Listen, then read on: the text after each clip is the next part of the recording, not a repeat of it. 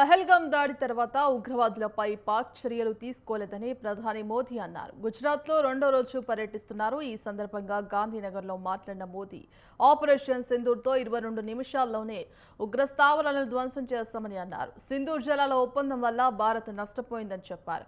పూడిక తీసే అవకాశం లేకుండా ఒప్పందం ఉందని వివరించారు. स्टार्टअप में भी आपको ध्यान में आया होगा कि पहले स्टार्टअप बड़े शहर के बड़े उद्योग घरानों के आसपास चलते थे। आज देश में करीब 2 लाख स्टार्टअप है और ज्यादातर टीयर 2, टीयर 3 सिटी में है। और इसमें भी गर्व की बात है कि उसमें काफी नेतृत्व हमारी बेटियों के पास है, बेटियों के पास है। स्टार्टअप की लीडरशिप बेटियों के हाथ में है। ये एक बहुत बड़ी क्रांति की संभावनाओं को जन्म देता है। और इसलिए मैं चाहूंगा कि अर्बन डेवलपमेंट ईयर के जब 20 साल मना रहे हैं और एक सफल प्रयोग को हम याद करके आगे की दिशा तय करते हैं, तब हम टीयर 2, टीयर 3 सिटी को भी बल दें।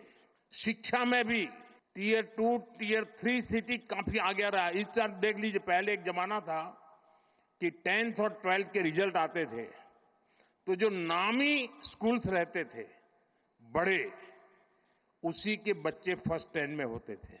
इन दिनों शहरों की बड़ी बड़ी स्कूलों का नामो निशान नहीं होता है। टीयर 2, टीयर 3 सिटी की स्कूल के बच्चे पहले 10 में आते हैं। देखा होगा आपने, गुजरात में भी यही हो रहा है। इसका मतलब यह हुआ कि हमारे छोटे शहरों के पोटेंशियल, उसकी ताकत बढ़ रही है। खेल का देखिए,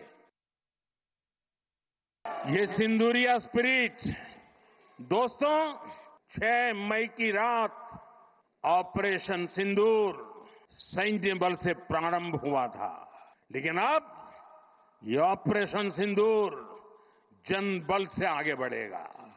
और जब मैं सैन्य बल और जन बल की बात करता हूं, तब ऑपरेशन सिंदूर जन बल का मतलब मेरा होता है जन जन देश के विकास के लिए भागीदार बने।